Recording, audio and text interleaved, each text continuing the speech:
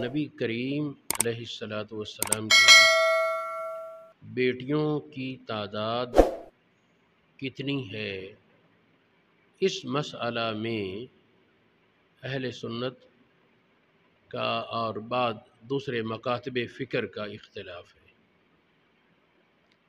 ہمیں دوسروں سے بھی اخلاص کے ساتھ اللہ پاک کی رضا کے لیے غور و فکر کا تقاضا ہے، لیکن اصل ہمارا خطاب، ہماری گفتگو وہ ہمارے اہل سنت کے لیے ہے جو بعض اوقات توہمات کا شکار ہو جاتے ہیں۔ اس پوری کائنات میں سب سے مضبوط مستند کتاب وہ قرآن پاک ہے، اور قرآن پاک میں ارشاد فرمایا سورہ احزاب میں آیت نمبر 59، اللہ رب العالمین نے فرمایا یا ایھا النبی، اے خاص نبی، کل ازواج کا اپنی بیویوں سے کہہ دیں، و بناتی کا اور اپنی بیٹیوں سے، و نساء المؤمنین اور ایماندار عورتوں سے کہہ دیں، یدنین علیہن من جلابیبہن، اپنے دوپٹے، اپنی اوڑھنیاں ان کے ساتھ چہرے ڈھانپیں، وہ چہروں پر ڈالیں، سینوں تک لائیں۔ پردے کا حکم بیان فرمایا اس آیت میں اللہ رب العالمین نے، تو اس میں نسائے کا کے بعد ہے بناتے کا، اپنی بیٹیوں سے کہہ دو۔ یہ قرآن پاک کی نص قطعی ہے، اور عربی لغت کے اعتبار سے بنات یہ جمع کا صیغہ ہے جس کے کم از کم 3 فرد ہونے چاہیے، 3 کا قائل کوئی بھی نہیں، یا 1 یا 4، تو ظاہر ہے کہ یہاں 4 مراد ہیں۔ بعض لوگوں نے کہا کہ یہ وہ ربائب تھیں، آپ کی بیویوں کے پہلے شوہروں سے جو بیٹیاں تھیں وہ ہیں، تو یہ محض ایک تخیل ہے، کیونکہ اس کو ربیبہ کہتے ہیں، بینت نہیں کہتے۔ دوسری بات یہ کہ حضرت ام سلمہ رضی اللہ تعالیٰ عنہ کی بیٹی زینب، جس کا کئی حدیثوں میں ذکر آتا ہے، اس زینب کو تو کسی نے نبی پاک کی بیٹی نہیں لکھا، کیونکہ یہاں عمروں کا بڑا تفاوت ہے نا۔ تو وہ زینب تو نبی پاک کے وصال کے وقت شاید بلوغ تک بھی پہنچی یا نہیں، اور یہ زینب فوت ہو چکی تھی۔ اب میں نے جو عنوان دیا اس پر شیعہ مسلک کی کتابوں کے بھی بہت سے حوالہ جات ہیں، لیکن ہمیں اس سے غرض نہیں۔ صرف ایک کتاب ہے نہج البلاغہ، جو سیدنا علی مرتضیٰ کرم اللہ وجہ الکریم کے خطبات اور مکاتیب کا مجموعہ ہے، حضرت علی کی تقاریر کا مجموعہ ہے، آپ کے خطوں کا۔ تو اس کتاب میں ایک موقع پر حضرت عثمان سے آپ کا مکالمہ ہوا، حضرت علی کا حضرت عثمان سے مکالمہ ہے، گفتگو ہے، اس میں آپ کہتے ہیں، حضرت علی عثمان کو کہتے ہیں وَقَدْ نِلْتَ مِنْ سِحْرِهِ، نبی پاک کے داماد ہونے کا تمہیں شرف حاصل ہے، مَا لَمْ يَنَالَا، جو ابو بکر اور عمر کو حاصل نہیں۔ تو یہ بات بڑی اہم ہے، اگر انصاف پسند طبیعت ہو تو اس کی طرف آئے۔ ہمارے بھولے بھالے سنیوں کو یہ کہہ مغالطہ دیا جاتا ہے، جی اگر ہوتا کوئی ثبوت تمہاری کتابوں میں تو ہوتا، یہ تو بعض خطیبوں کی باتیں ہیں۔ اسی لیے میں نے آج کا یہ موضوع چنا ہے، توجہ کریں۔ اس وقت میرے سامنے ایک حدیث ہے، ام عطیہ کہتی ہیں کہ میں نبی پاک کی بیٹی جب فوت ہوئی تو اسے غسل دینے والوں میں تھی، نبی پاک نے ہمیں فرمایا کہ جب تم غسل دے لو تو مجھے بتانا۔ کسی حدیث میں یہ غسل کا طریقہ سمجھایا۔ سوال یہ ہے کہ نبی پاک کی حیات طیبہ میں یقیناً سیدہ فاطمہ تو فوت نہیں ہوئی، یہ کوئی نبی پاک کی بیٹی تھی نا کوئی؟ بہت سی روایات میں نام نہیں ہے کون۔ مسلم شریف کی روایت میں حضرت زینب ہے، ابو داؤد اور ابن ماجہ کی روایت میں محسوس ہوتا ہے کہ شاید ام کلثوم ہے۔ بہرحال ام کلثوم ہو یا زینب ہو، ہے تو نبی پاک کی بیٹی نا۔ اور نبی پاک کی حیات میں فوت ہوئی۔ اب یہ حدیث کون سی کتابوں میں ہے، اس کا میں حوالہ دینا چاہتا ہوں تاکہ ہمارے ان بھولے سنیوں کی آنکھیں کھلیں جو کہتے ہیں نبی پاک کی بیٹیوں کا ثبوت ہی کو نہیں ہمارے کتابوں میں۔ دیکھیں بخاری شریف میں 167 صفحے پر 2 بار یہ حدیث موجود ہے، 168 صفحے پر 6 بار یہ حدیث موجود ہے، مسلم شریف میں 360 صفحے پر 2 بار یہ حدیث موجود ہے، 361 صفحے پر 3 بار یہ حدیث موجود ہے۔ موطا امام مالک اس کا 205 صفحہ، امام شافعی کی کتاب ہے کتاب الام، اس کا 302 پہلا جلد، طبقات ابن سعد اس کا 38 صفحہ ہے 8واں جلد، سنن ابو داود اس کا 95 صفحہ ہے، 2 بار اس میں ہے دوسری جلد کے 95 صفحے میں، سنن نسائی اس کا 266 صفحے پر پہلے جلد کے 4 بار، 267 صفحے پر پہلے جلد کے 6 بار یہ حدیث موجود ہے۔ امام طبرانی کی معجم کبیر اس کا صفحہ 46 جلد 25، معالم السنن 305 پہلا جلد، تمہید ابن عبد البر، الکواکب الدراری، منہۃ الباری، کستلانی، سنن ابن ماجہ کا صفحہ 105 ہے۔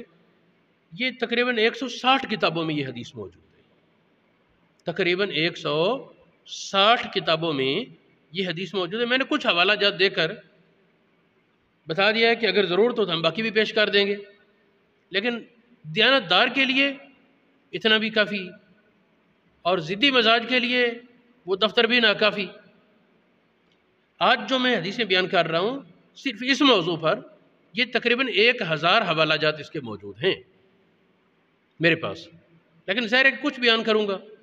دوسری حدیث جس سے نبی پاک کی بیٹی کا ثبوت بنے گا وہ ہے حضور علیہ الصلوۃ والسلام بسا اوقات مسجد میں تشریف لاتے، اپنی بیٹی کو اٹھا کر اپنی نواسی امامہ کو نبی پاک اٹھا کر آتے اور نماز پڑھاتے، رکوع میں جاتے وقت اتار کر کھڑا کر دیتے، دوسرے سجدے سے اٹھ کر کھڑے ہوتے پھر اٹھا لیتے۔ یہ حدیث یہ کہاں ہے؟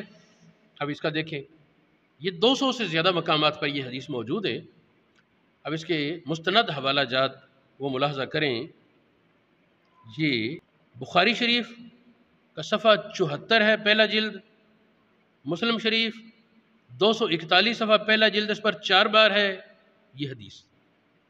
موطا امام مالک میں 167 صفحے پر یہ حدیث موجود ہے، موطا امام محمد 221 صفحے پر، طبقات کبریٰ ابن سعد کی صفحہ 32 جلد 8، الام امام شافعی کی 109 صفحہ جلد 1، سنن ابو داود 140 صفحہ، اس پر 3 بار یہ حدیث موجود ہے پہلے جلد میں، سنن نسائی 117 صفحہ پہلا جلد، شرح مشکل الآثار امام طحاوی کی کتاب ہے، اس کا 15ویں جلد کا صفحہ 63، احکام القرآن امام طحاوی کی کتاب ہے، اس کا 101 صفحہ پہلا جلد، اس میں 2 بار یہ حدیث ہے۔